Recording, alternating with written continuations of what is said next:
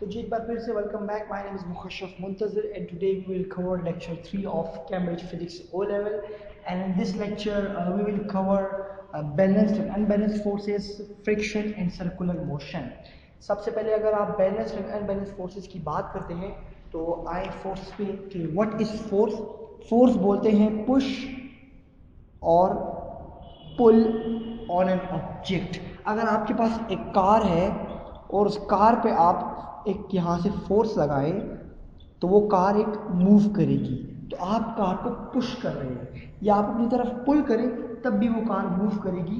तो वो जो मूवमेंट है वो आती है फोर्स की सेकंड टाइप ऑफ डेफिनेशन. पहली तो आपकी हो गई कि पुश और pull on an object, and second when it covers some distance. Covers some distance, ये ज़रूरी नहीं है कि वो डिस्टेंस कवर करे. फॉर एग्जांपल अगर मैं इस बोट पे जोर लगाऊं तो ये बोट डिस्टेंस कवर नहीं करेगा, लेकिन मैं एक फोर्स हूं वो लगा रहा हूं. अब फोर्स क्या है? फोर्स जो है आपकी it's a vector quantity. Force आपकी वेक्टर क्वांटिटी है, मतलब पोजीशन डिपेंड करता है किस डायरेक्शन में आप फोर्स एग्जर्ट कर रहे हैं. अब आए जी बैलेंस्ड एंड अनबैलेंस्ड फोर्सेस पे. आपने टग ऑफ वॉर गेम देखी होगी जिसमें रस्सी पे यहाँ पे एक बंदा या टीम खड़ी होकर जोर लगाती है और दूसरी यहाँ पे खड़ी होकर जोर लगाती है. तो एट दी एंड वही टीम जीतती है जिसके पास फोर्स ज़्यादा होती है. ये example balanced and unbalanced forces की है. दो फोर्सेस अगर ऑपोजिट डायरेक्शन में एग्जर्ट ईच अदर, अगर ये 10 न्यूटन है और ये भी 10 न्यूटन है, तो position remain at rest and resultant force is equal to 0. क्यों? क्योंकि दोनों सेम है और आपस में ऑपोजिट है, तो रिएक्शन कैंसिल कर रही है. अगर आप यहाँ पे इस डायरेक्शन में ये अप्लाई होती है 10 न्यूटन और राइट लेफ्ट हैंड साइड पे अप्लाई होती है 8 newton, then resultant force is equal to 2 newton. और जो पोजीशन है, जो मूवमेंट होगी वो टुवर्ड्स द राइट होगी. क्यों? क्योंकि लेफ्ट हैंड साइड से आपकी ज़्यादा फोर्स अप्लाई हो रही है. Then we come to the second topic, which is friction. What is friction? When two surfaces react with each other, they cause loss of energy or produce heat. जब दो surfaces आपस में react करती हैं या contact में आती हैं तो उसकी वजह से कुछ एक एनर्जी लॉस होती है. इसकी एग्जांपल ये है कि अगर आपके पास आप अपने दोनों हाथों को आपस में रगड़ें तो एक हीट पैदा होगी. ये फ्रिक्शन की बहुत अच्छी एग्जांपल है. अब फ्रिक्शन डिपेंड किस पे करता है? फ्रिक्शन डिपेंड करता है सरफेस कंडीशन पे. जितनी सरफेस रफ होगी उतनी फ्रिक्शन आपकी ज़्यादा होगी, और जितनी surface roughness high, friction is also very high. But on the other hand side if roughness is very low the friction will be low. इसकी एग्जांपल क्या है? आपके पास अगर सैंड पेपर हो, जिसको हम उर्दू में रेगमाल बोलते हैं, और आप उस रेगमाल को आपस में रगड़ें तो बहुत ज़्यादा वो शोर पैदा करेगा और बहुत ज़्यादा आपस में एक दूसरे को ख़राब करेगा, क्योंकि वो रफ सरफेस जो है बहुत रफ है. लेकिन ऑन द अदर हैंड मेरे पास ये बोर्ड है, मैं इस बोर्ड पे अगर अपना हैंड फिरूं तो ये बोर्ड इतना रफ नहीं है, तो फ्रिक्शन या लॉस ऑफ हीट बहुत कम होगी. Third topic is circular motion. What is circular motion? इसकी बड़ी अच्छी एग्जांपल यही है कि if an object covers movement in circumference.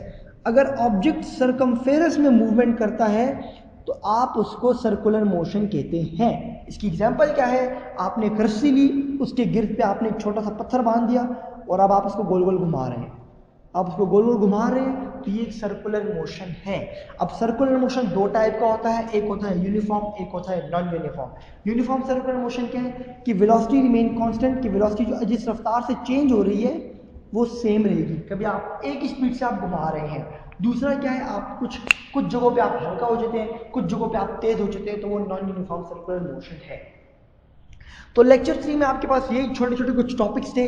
अब इनके सवालात क्या हैं जो ओ लेवल फिजिक्स में ज़्यादातर आते हैं? पहला सवाल यही आता है कि define Newton's third law of motion. Third law of motion क्या है कि every action has an equal but opposite reaction. For example मेरे पास बॉल है, मैंने बॉल को दीवार पर फेंका, वो बॉल दीवार पे टकराकर वापस आएगा. क्यों?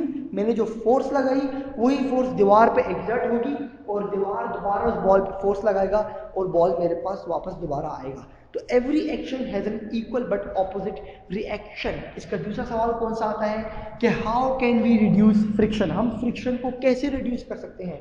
हम फ्रिक्शन को ऐसे रिड्यूस कर सकते हैं कि हम जो रफनेस है उसको कम कर दें या एरिया कम कर दें किसी ऑब्जेक्ट या पार्टिकल का, या फिर हम उस पर एक लिहाज से उसको कोई ग्रीस वगैरह लगा के या ऑयल लगा के उसकी सरफेस को स्मूथ करें ताकि इतनी कंट्रास्ट दोनों सरफेस के बीच में ना आए।